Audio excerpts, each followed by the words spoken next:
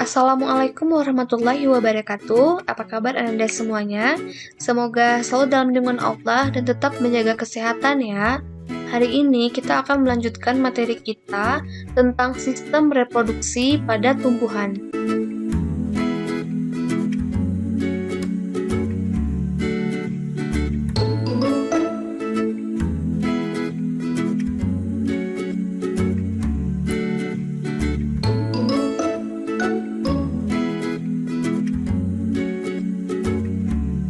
Nah, tujuan pembelajaran kita pada hari ini yang pertama, dapat mengucap syukur atas ciptaan Tuhan Yang Maha Esa yang beraneka ragam. Yang kedua, berlaku peduli terhadap tumbuhan di lingkungan sekitar. Yang ketiga, menjelaskan reproduksi generatif atau seksual pada tumbuhan. Dan yang terakhir, memahami penyerbukan, perkembangan, dan pertumbuhan biji pada reproduksi seksual. Nah, di minggu lalu kita sudah belajar mengenai reproduksi vegetatif atau aseksual ya kan? Dan hari ini kita akan belajar mengenai reproduksi generatif atau seksual. Nah, reproduksi generatif atau seksual itu adalah perkembangan yang melibatkan dua induk. Perkembangbiakan ini itu terjadi dengan peleburan sel kelamin jantan dan betina atau melalui perkawinan. Nah, kalau aseksual itu dia tanpa perkawinan. Nah, jadi perkembangan biakan tumbuhan itu secara generatif itu dia melalui peleburan antara sel kelamin jantan yaitu benang sari dan sel kelamin betina yaitu putik. Nah, dan alat perkembangbiakan generatif tumbuhan itu adalah bunga. Nah, jadi ini struktur bunga. Di sini itu ada alat perkembangbiakan betina pada bunga itu disebut putik.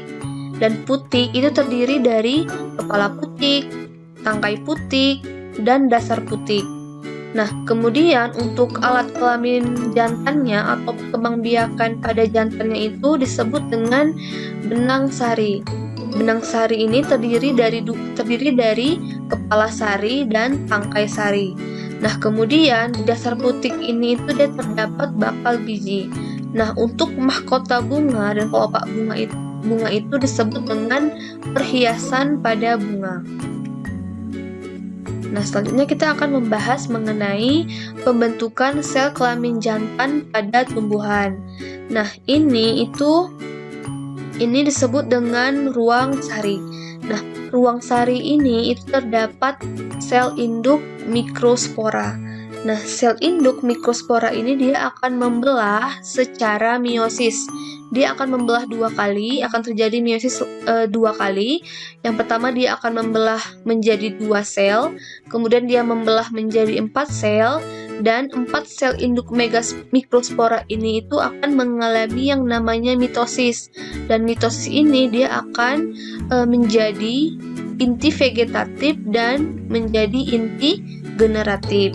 Nah, kemudian ketika bunga sudah dewasa, maka ruang sari ini akan pecah dan serbuk sarinya itu akan keluar dan jatuh tepat di atas kepala putik atau kepala sari. Nah, ini untuk pembentukan sel kelamin jantan. Kemudian kita akan membahas mengenai pembentukan sel kelamin betina pada tumbuhan. Nah, di sini itu ada yang namanya bakal biji. Nah, ini disebut dengan bakal biji. Nah, bakal biji ini itu dia terdapat sel induk megaspora nih. Ini dia. Dalam bakal biji terdapat sel induk megaspora dan kemudian dia akan bermeiosis dan akan menghasilkan 4 megaspora. Nah, tetapi dari 4 megaspora ini hanya 1 megaspora yang berkembang. Yang 3 lainnya itu tereduksi, jadi hanya 1 yang berkembang, 3 lagi tidak terpakai. Nah, kemudian yang 1 megaspora yang berkembang ini itu dia akan mengalami mitosis selama 3 kali. Yang pertama menghasilkan 2, yang mitosis kedua menghasilkan 4 sel, yang ketiga menghasilkan 8 sel, 3, 6, 7, 8. Dia akan menghasilkan 8 sel ya. Nah, kemudian dari hasil mitosis yang ketiga ini, yang tiganya itu terletak di dia akan letaknya ini akan di sel antipoda. Yang 3 lainnya akan di sel sinergit, dan 2 lagi itu terdapat di tengah-tengah bakal biji. Nah, ini merupakan pembentukan sel kelamin betina pada tumbuhan. Nah, selanjutnya ada penyerbukan pada tumbuhan berbiji. Nah, jadi ketika bunga telah dewasa, maka ruang sari itu akan pecah dan serbuk sari akan keluar dari ruang sari. Kemudian serbuk sari akan jatuh tepat di atas kepala putik. Nah, peristiwa jatuhnya atau menempelnya serbuk sari di atas kepala putik itu disebut dengan penyerbukan, atau bahasa ilmiahnya disebut dengan polinasi. Nah, kemudian kita akan membahas mengenai macam-macam penyerbukan. Yang pertama, macam-macam penyerbukan berdasarkan asal serbuk sari. Yang pertama ada autogami. Nah, autogami ini itu dia yang penyerbukan tumbuhan, dia akan mengalami penyerbukan sendiri. Nah, jadi peristiwa autogami ini adalah peristiwa serbuk sari jatuh ke kepala putik dari bunga itu sendiri, dan serbuk sari dan kepala putik itu berada di satu bunga. Nah, ini dia autogami. Jadi ada serbuk sari dan kepala putiknya itu dia berada di satu bunga. Kemudian yang kedua ada contohnya dulu. Contoh autogami atau penyerbukan sendiri ini ada bunga kembang sepatu dan bunga telang. Nah, kemudian yang kedua ada geitonogami. Nah, kalau tadi autonogami ini penyerbukan sendiri, sedangkan untuk geitonogami adalah penyerbukan tetangga. Geitonogami adalah peristiwa serbuk sari jatuh dalam kepala putik di bunga lainnya, tetapi letaknya masih dalam satu tumbuhan. Nah, jadi dia masih satu pohon, masih satu tanaman, tapi serbuk sarinya itu jatuh ke kepala putik bunga yang lain, ke bunga yang lain, tapi masih dalam satu tumbuhan. Nah, kemudian contohnya ada pada jagung dan ada pada bunga mawar merah dan bunga mawar putih. Nah, ini biasanya tumbuhan yang mengalami geitonogami atau penyerbukan tetangga. Nah, selanjutnya yang ketiga itu ada alogami. Nah, alogami itu adalah penyerbukan silang. Alogami adalah peristiwa serbuk sari jatuh ke kepala putik bunga lainnya yang masih berbeda tumbuhan tetapi masih sejenis. Nah, ini artinya apa? Jadi serbuk sarinya itu jatuh ke kepala putik bunga lainnya tapi dia masih sejenis. Misalnya ada dua tumbuhan yang sama dan serbuk sarinya itu jatuh ke kepala putik tumbuhan sebelahnya. Nah, itu dia alogami, penyerbukan silang. Nah, contohnya ada pepaya dan melinjo. Nah, ini contoh penyerbukan silang. Sebenarnya untuk alogami ini itu bisa terjadi juga pada bunga mawar yang tadi ya. Bunga mawar juga bisa melakukan penyerbukan silang. Nah, selanjutnya ada hibridogami. Nah, hibridogami ini adalah penyerbukan bastar. Nah, artinya serbuk sarinya itu jatuh di kepala putik pada bunga yang lain, tapi bunga yang lain yang berbeda jenis tanamannya. Nah, jadi serbuk sarinya itu jatuh di bunga yang lain, yang beda jenis. Nah, contoh untuk hibridogami adalah contohnya itu lili kuning dan bunga lili putih ya, bunga lili kuning dan bunga lili putih. Kemudian ada jambu merah dan jambu putih. Nah, walaupun dia jatuh ke tumbuhan yang lain yang beda jenis, tapi dia masih satu varietas ya. Nah, kemudian kita akan membahas mengenai macam-macam penyerbukan berdasarkan perantaranya. Jadi, berdasarkan perantaranya itu penyerbukan dibagi atas 4. Yang pertama, anemogami yang dibantu oleh angin. Yang kedua ada hidrogami dibantu oleh aliran air. Yang ketiga ada zoidiogami dibantu oleh hewan. Kemudian yang keempat ada antropogami yang dibantu oleh manusia. Nah, kita akan bahas satu persatu. Yang pertama, kita akan membahas mengenai anemogami. Nah, anemogami ini tadi kan penyerbukan yang dibantu oleh angin.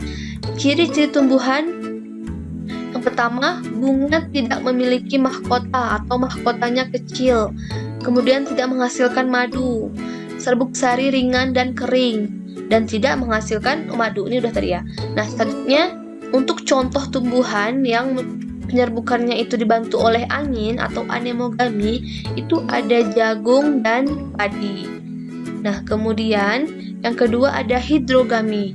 Nah, hidrogami ini itu penyerbukan yang dibantu oleh aliran air.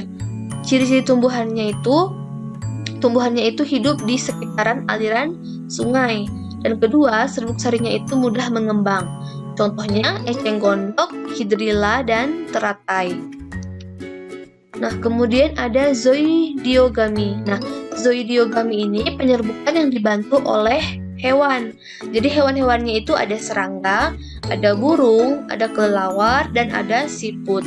Nah, untuk penyerbukan yang dibantu serangga itu namanya infomogami. Nah, infomogami ini ciri-ciri bunganya, yang pertama mahkota bunganya itu dengan warna mencolok, bunga berbau khas, dan mempunyai kelenjar nektar. Nah, kemudian yang dibantu oleh burung yang namanya ornitogami.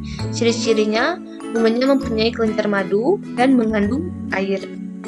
Selanjutnya hewan kelelawar disebut dengan chiropterogami. Ini ciri-ciri tumbuhannya. Bunganya mekar pada waktu malam hari. Bunganya berukuran besar dan letaknya menonjol. Selanjutnya hewan siput disebut dengan malakogami. Nah, ciri-ciri tumbuhannya itu tumbuhannya yang sering didatangi oleh siput. Selanjutnya ada antropogami. Antropogami adalah penyerbukan yang dibantu oleh manusia. Ciri-cirinya yang pertama, dia tidak memiliki perantara penyerbukan alami dan letak putik jauh di dalam perhiasan bunga. Kemudian ciri-ciri yang kedua, memiliki nilai ekonomi tinggi sehingga sengaja disilangkan untuk mendapatkan bibit unggul. Contohnya vanili dan anggrek hias. Nah, kemudian kita akan membahas mengenai pembuahan pada tumbuhan berbiji. Nah, pembuahan pada tumbuhan berbiji ini ada dua. Yang pertama ada pembuahan tunggal dan pembuahan ganda. Pembuahan tunggal adalah dia terjadi pada tumbuhan berbiji yang terbuka atau gimnospermae. Nah, ini dia terjadi antara peleburan gamet jantan dan gamet betina dan menghasilkan embrio. Sedangkan untuk pembuahan ganda itu terjadi pada angiospermae atau tumbuhan berbiji tertutup yang terjadi dengan peleburan inti generatif 1 atau sperma, kemudian dengan sel telur ovum, dan hasilnya itu berupa zigot dan embrio. Jadi dia akan menghasilkan pembuahan ganda, zigot dan embrio. Sedangkan pada pembuahan tunggal tadi hanya menghasilkan embrio. Selanjutnya perkembangan biji. Nah, setelah terjadi pembuahan, bakal biji akan berkembang menjadi biji dan bakal buah akan berkembang menjadi buah. Biji itu terletak di dalam buah dan biji akan berkecambah dan tumbuh menjadi individu baru di lingkungan yang sesuai. Nah, jadi ini dia struktur biji. Nah, biji itu dibagi atas dua, yaitu menjadi dikotil dan monokotil. Nah, dari gambar ini bisa kita lihat perbedaan antara biji dikotil dan monokotil. Nah, kalau di sini kita lihat untuk dikotil, itu dia kotiledonnya itu dia berjumlah sepasang ya, berjumlah sepasang, di sini satu, di sini satu. Sedangkan pada kotiledon untuk monokotil dia jumlahnya hanya satu. Nah, kemudian ada perkecambahan biji. Perkecambahan biji itu merupakan proses pertumbuhan dan perkecambahan embrio, dan hasil dari perkecambahan ini adalah munculnya tumbuhan kecil dari dalam biji. Proses pertumbuhan embrio saat perkecambahan benih itu adalah plumula tumbuh dan berkembang menjadi pucuk, dan radikula tumbuh dan berkembang menjadi akar. Nah, perkecambahan biji ini itu dia bergantung pada proses imbibisi. Jadi imbibisi merupakan penyerapan air oleh biji sehingga biji dapat mengembang. Nah, jadi ini tipe-tipe perkecambahan. Kalau yang tadi kan ada struktur biji dikotil dan monokotil. Nah, ini kita lihat untuk perbedaan tumbuhan dikotil dan monokotil. Nah, tadi kita lihat bahwa untuk di kotiledonnya ada 2 ya, 1, 2. Sedangkan untuk monokotil hanya 1 kotiledon. Sedangkan untuk daun itu dia pertulangan daun menyirip dan menjari. Sedangkan untuk tumbuhan yang monokotil itu dia pertulangan daunnya itu sejajar dan melengkung. Nah, kemudian untuk kambium, pada tumbuhan dikotil ini terdapat kambium ya, dan berkas pengangkut berbentuk melingkar. Sedangkan untuk kambium di monokotil dia tidak terdapat kambium dan berkas pengangkutnya itu tersebar. Nah, kemudian untuk bunga, bagian bunganya ini ada kelipatan 2, 4, atau 5. Sedangkan untuk tumbuhan monokotil, dia bagian bunganya itu ada kelipatan 3.